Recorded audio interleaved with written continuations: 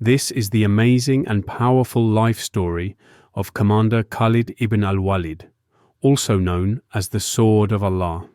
He was a brave leader who never lost a single battle. During wars, he stayed awake all night and didn't let his soldiers sleep either. His body was covered with scars from many fights. He was one of the most devoted Muslims in history.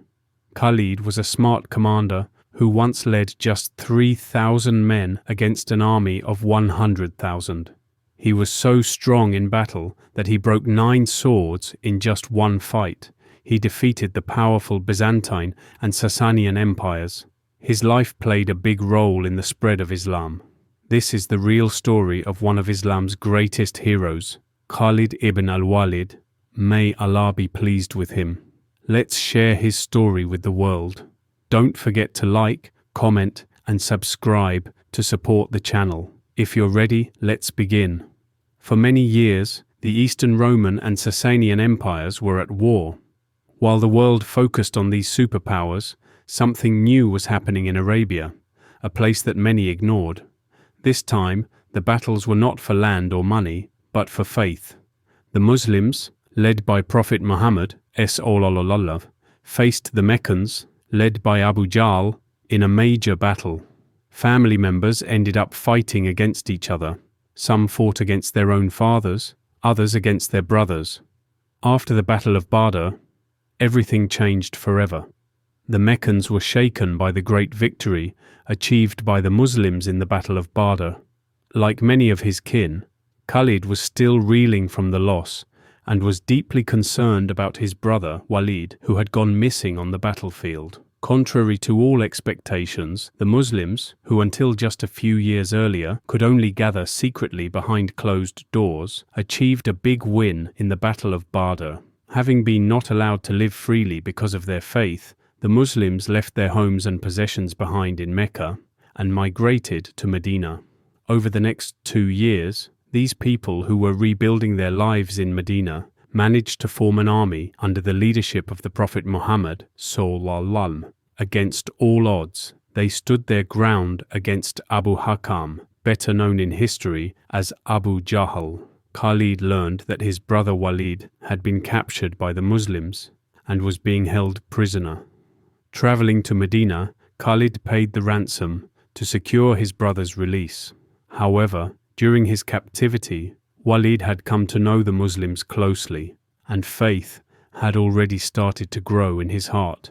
When Khalid heard of this, he was deeply shocked. The 2 brothers would part ways for now. Yes, Khalid ibn al-Walid would find himself stuck between Mecca and Medina, between Islam and idolatry, trying to find his way. Now, to fully understand the story, let us turn to Khalid's family in his early days. Khalid was born into a noble and warrior family in Mecca. He was the son of Walid ibn al-Mughira, a prominent leader among the idolaters. Following the tradition in Mecca, Khalid ibn al-Walid, may Allah be pleased with him, was sent to live with a family in the desert after his birth, where he could grow up in a clean and healthy environment. At the age of 5 or 6, he returned to Mecca to live with his family. His father, who placed great importance on his son's upbringing, instilled in him values such as heroism, courage, and generosity, qualities admired by all Arabs. From a young age, Khalid was taught to take pride in his noble lineage, which was considered significant among the Arabs due to the duties carried out by his tribe.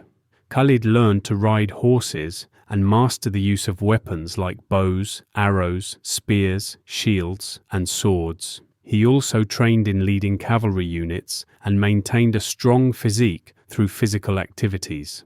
It is said that in his childhood he wrestled with his peer Omar ibn al-Khattab, R.A. May Allah be pleased with him, defeated him, and even caused his leg to break. Khalid ibn al-Walid grew up in a warrior family, experiencing the harshness of the desert storms and learning the language of the stars and the hidden paths along mountain slopes. He was raised to be a warrior capable of carrying his father's legacy until he embraced Islam after the Treaty of Hudaybiyah.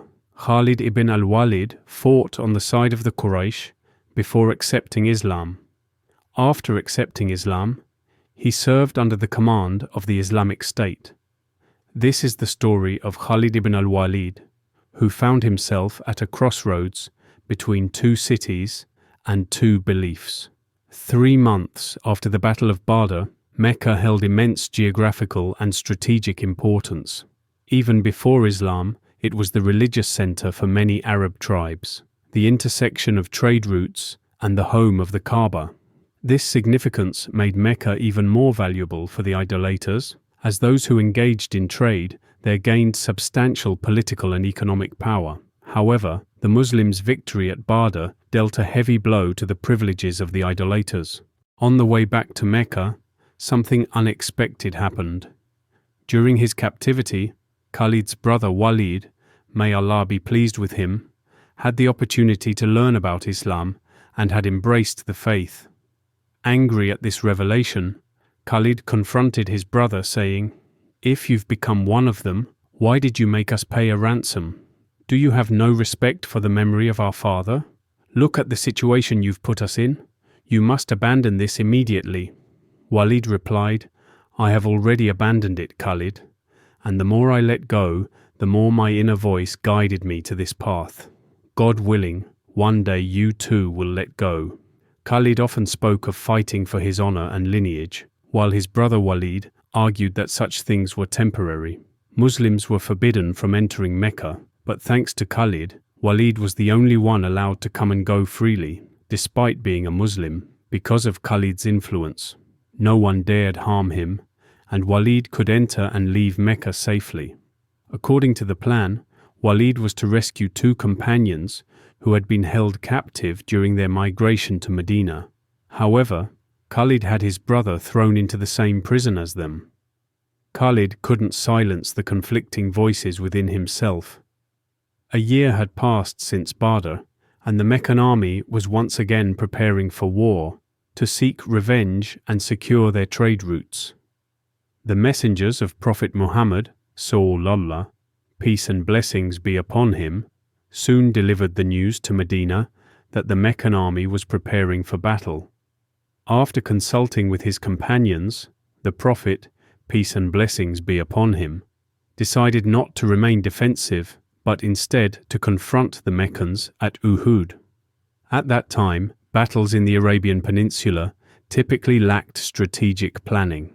However, Prophet Muhammad, SAW, peace and blessings be upon him, introduced a new vision to the region, delivering a decisive lesson to the Meccans at Badr. Yet Khalid, reflecting on his experience at Badr, remarked, "I considered the possibility that they wouldn't be in Mecca. I witnessed their intelligence on the battlefield. Their victory wasn't by chance. They anticipated our moves and defeated us." With this in mind, Khalid devised a different strategy. When they arrived at Uhud, the Meccans numbered 3,000, while the Muslims were only 700. However, the Muslims had arrived earlier and positioned their forces strategically, giving them an advantage. The battle began, and Khalid left the main army to search for an alternative route. Eventually, he found a path behind Mount Ainain, but Prophet Muhammad, SAW, peace and blessings be upon him, having analyzed the area meticulously, had placed archers on the hill to secure the position. Suddenly, the archers appeared from the hill and began striking down Khalid's cavalry, making it clear that this was a trap. At that moment, the same intelligence that had been feared at Badr was once again evident. The battle was turning in favor of the Muslims. However, as the Muslims began rushing to collect spoils of war, the archers abandoned their positions on the hill. Seizing this opportunity, Khalid maneuvered his forces around the Muslims' rear and changed the course of the battle. The Muslims were surrounded on both sides, and the focus shifted from fighting to protecting the Prophet, peace and blessings be upon him. The tide of the battle turned against the Muslims. Washi martyred Hamza ibn Abdul Muttalib, may Allah be pleased with him. Mus'ab ibn Umair, may Allah be pleased with him, was also martyred. And one by one, the Muslims began to fall. Their only option now was to retreat. After the battle, something shifted within Khalid. Seeing the mistreatment of the bodies of the Muslim martyrs, he said, "I received my brother unharmed, but we cannot even endure their dead." He stared blankly at the aftermath of the battle. Disbelief has not changed even in this century. The same atrocities inflicted on Muslim martyrs' bodies back then continue today, yet from among their ranks more Khalids will emerge. They too carry merciful souls, and with their conversion to Islam, many things will change. Let's return to our topic. When Khalid returned to Mecca, Walid and the other 2 Muslim captives had escaped. Khalid's strength had not been enough to keep his brother detained. One of the most significant events in Islamic history was the Treaty of Hudaybiyah. The ongoing battles between Mecca and Medina came to an end with the signing of this peace treaty. Within 2 years after Uhud, the Muslims had gained complete commercial and political dominance, leaving the Meccans with no option but to agree to the treaty. This agreement granted the Muslims the right to perform Umrah and played a vital role in spreading their religion far and wide. Khalid ibn al-Walid narrates, "When the Messenger of Allah, peace and blessings be upon him, came to Hudaybiyah, I led the cavalry of the idolaters and set out on the road at Usfan. I approached and came into view of the Messenger of Allah and his companions. The Messenger of Allah was calmly leading the Duh prayer for his companions. We considered launching a sudden attack on them, but it didn't happen, and it turned out for the best. The Messenger of Allah, peace and blessings be upon him, must have sensed what was in our hearts, because he led the Asr prayer as a prayer of fear, Salat al-Khawf, for his companions. This affected me deeply. I thought to myself, this man must be under Allah's protection." When Khalid returned to Mecca, he was torn by conflicting thoughts. The following year, when the Messenger of Allah, peace and blessings be upon him, came to Mecca for Umrah, Khalid avoided him and did not witness his entry into the city. It was as if Khalid was battling something within himself. He said to his companion, "I have been fighting Muhammad, Sallam, from the very beginning, but in doing so, I lost my brother first, and now my faith." When Khalid was alone at night, no matter how far he went from Mecca, that voice never left him. The truth, which he had feared to face, was now right in front of him. It was time to return to Mecca. Upon his return, Khalid received a letter from his brother Walid. "My brother the Prophet, peace and blessings be upon him, asked about you. I said, Allah will bring him. How strange it is for someone like you not to know Islam. I wish you could show your courage and valor on the side of the Muslims against the idolaters. This would be so much better for you. My brother, you have missed many opportunities. Do not miss what awaits you now." After reading the letter, Khalid realized that while he could not change the past, he could change himself. The idea of embracing Islam had matured within him, and the Prophet's peace and blessings be upon him, kindness toward him, despite everything that had happened, deeply affected him. Khalid recounts, "As I prepared to go to the Messenger of Allah, peace and blessings be upon him, I wondered who might accompany me on this journey.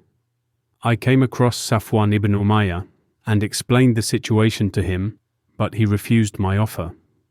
Then I met Ikrimah ibn Abu Jahl, and he too declined my invitation. I returned home, mounted my animal, and went to see Uthman ibn Talha. I told him that I intended to go to the Prophet, peace and blessings be upon him, to embrace Islam, and invited him to join me. Without hesitation, he agreed. At dawn the next day, we set off together." Khalid's embrace of faith and journey to Medina. When they reached a place called Hada, they encountered Amr ibn al-As, who was also on his way to Medina to accept Islam. Together, they continued their journey and eventually arrived in Medina. Khalid, dressed in his finest clothing, prepared to meet the messenger of Allah, peace and blessings be upon him. At that moment, his brother Walid came to him and said, "Hurry! The Prophet, peace and blessings be upon him, has been informed of your arrival, and he is overjoyed. He is waiting for you now." Khalid entered the presence of the messenger of Allah, peace and blessings be upon him. When the Prophet saw him, he said, "Have you not come too late, Khalid? We have been waiting for you for so long, because you are a man of great potential and faith." Khalid replied, "Here I am, O Prophet of Allah." The messenger of Allah, peace and blessings be upon him, said, "From now on, you will be one of the swords of Allah. You will neither rise for oppression nor rest in it." In the presence of the Prophet, peace and blessings be upon him, Khalid recited the Shahada, testifying to the oneness of Allah and the prophethood of Muhammad sallallahu alaihi wasallam. He then asked the Prophet to pray to Allah for the forgiveness of his past sins. The messenger of Allah, peace and blessings be upon him, said, "Islam erases all sins committed before it." Then he raised his hands and prayed, "O Allah, forgive him for all the sins he committed while striving to turn people away from your path." Khalid ibn al-Walid's conversion to Islam took place in the 8th year of the Hijrah. After embracing Islam, he settled in Medina. For Khalid, it was now time to become the sword of Allah.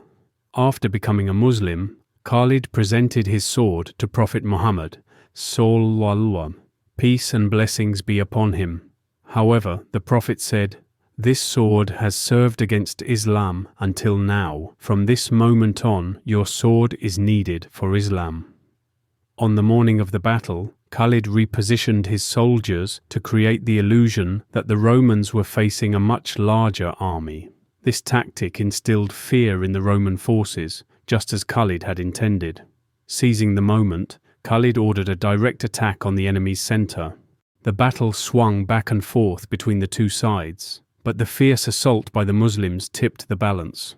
The Muslims fought with all their strength, and the leadership of the battle shifted from the Roman commander, Theodore, to the sword of Allah, Khalid ibn al-Walid.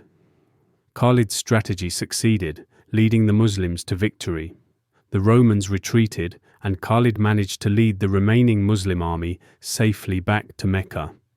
Upon his return, Prophet Muhammad, s.a.w, peace and blessings be upon him, bestowed upon Khalid the title Sayfullah, the sword of Allah. It is said that during the Battle of Mu'tah, Khalid broke 9 swords. His plan not only disrupted the psychology of the Roman forces, but also caused them to act chaotically on the second day of the battle. This was clear proof of Khalid's brilliant strategy. Once the Prophet, peace and blessings be upon him, was trimming his beard. The companions present were sharing the trimmed hairs of the Prophet, peace and blessings be upon him. The great commander, Khalid ibn al-Walid, was also there. Khalid took a small portion of the Prophet's hair and beard and placed it in his turban. Wherever he went, he would carry this blessed strand with him. In every battle where he carried this sacred hair, he emerged victorious. When asked about the reason for his success, Khalid would remove his turban, show the blessed hair inside, and say, "I achieved victory because of this."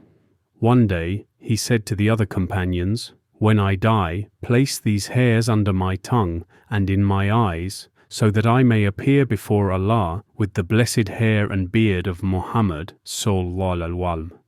Peace and blessings be upon him." When the Prophet, peace and blessings be upon him, passed away, Khalid was among those who were most deeply affected by his loss. One day, Khalid ibn al-Walid was on a campaign in Iraq with other companions. Just as they were about to perform the prayer, the companions asked Khalid to lead it. However, since Khalid's recitation in prayer wasn't perfect, some younger companions laughed among themselves, saying, "A commander like Khalid cannot fully recite the Qur'an properly." This incident reached Khalid's ears. He gathered the army and addressed them. I understand that you are displeased with my recitation, but let me tell you something. I once went to the Messenger of Allah, peace and blessings be upon him, and said, 'Take this sword from me. I no longer wish to use it. I want to sit at a Qur'an stand and learn to recite properly.' But the Messenger of Allah, peace and blessings be upon him, said, 'No, Khalid. You will take this sword and tirelessly continue from one campaign, military operation, to another.' What could I do? I would have loved to sit and become a memorizer of the Qur'an like you, but from one battlefield to another, leaving behind my bed, I never had the time to learn Qur'an the way you did. So, tell me now, what was I supposed to do?" Through his campaigns, Khalid managed to bring Syria, Persia, and Iraq under the rule of the Islamic State within just 3 years. He dedicated the remainder of his life to conquests and the spread of Islam. At the age of 47, Khalid was present during the conquest of Mecca. Throughout his life, Khalid ibn al-Walid, may Allah be pleased with him, participated in over 100 battles and never lost a single one. Khalid was not only known and revered in the Islamic world, but also recognized globally for his unparalleled military victories. The removal of Khalid ibn al-Walid by Umar. During the caliphate of Umar ibn al-Khattab, may Allah be pleased with him, Khalid's presence drew great attention. Whenever Khalid went somewhere, people would come out onto the streets just to watch him. Over time, some Muslims began attributing their victories in battles not to Allah but to Khalid ibn al-Walid. Khalid had spent all his wealth for the cause of Islam, but had been slightly excessive in providing for his soldiers. This prompted Umar, may Allah be pleased with him, to make a significant decision. During his caliphate, in the middle of a battle, Umar sent a letter informing Khalid that he was no longer the supreme commander, but would now serve as a regular commander. When Khalid received the letter during the heat of battle, he said, "A commander should not be replaced in the midst of a battle," and put the letter in his pocket, continuing to lead the fight until it was over. After the battle ended and victory was secured, Khalid went to Abu Ubaidah. He removed his armor, placed it on Abu Ubaida's shoulders, and planted his 2 swords before him, saying, "Now give your orders. The soldiers are under your command." Khalid made no objections to Umar's decision. Later, Umar, may Allah be pleased with him, after listening to Khalid and realizing his point of view, appointed him as a governor. Khalid served as a governor for a year, but at the end of the 2nd year, he went to Umar and said, "I am not suited to be a governor. I am a man of war." A strange death. None of the companions of the Messenger of Allah, peace and blessings be upon him, passed away peacefully in their beds. They either died on the battlefield or were martyred while spreading Islam in distant lands. Khalid ibn al-Walid, however, fell ill and became bedridden in Homs, Syria. Imagine a commander who had won countless victories over 14 years, now waiting for death on a bed, a fate he never desired. This great commander, who had always yearned for martyrdom, was now facing death in bed. In his final moments, Khalid said, "O Khalid, Khalid, who could not become a martyr, battlefields could not consume my flesh. There is no rank or status I did not achieve, except martyrdom. There is not an inch of my body without a sword wound, an arrow scar, or a spear injury. How can it be that someone who spent his life galloping in battlefields to spread Islam now ends his days in a bed? I always awaited death on the battlefield, on my horse, wielding my sword for Allah against the enemy. Yet here I am, dying in bed." Then, recalling the Battle of Yarmouk, Khalid said, "Oh, the day of Yarmouk, the Yarmouk where human blood flowed like rivers in the valley. I can never forget that night, chilled by the biting frost, as I slept beneath my shield to shield myself from the pouring rain. That night, with my cavalry unit of Muhajirin, we anxiously awaited the morning to launch our attack. Oh, the Battle of Yarmouk, even the victory at Mu'tah, where we triumphed with 3,000 warriors against 100,000 infidels, pales in comparison to you. O my kin, hold firmly to the spreading of Islam. These lands can only be protected by advancing Islam. Yarmouk was our first great battle against the Byzantines. Many more battles will follow after this. Do not fall into heedlessness. Now, I feel as though I am among the neighing of horses amidst the cries of Allahu Akbar echoing in the narrow Yarmouk valley. By Allah, I wish my Lord would resurrect me in every battle and grant me the strength to fulfill its right. Khalid's will. After a moment of silence, Khalid said, "I am declaring my will. Lift me up." They helped him stand, and he continued, "Leave me. Let the sword I have carried until now carry me instead."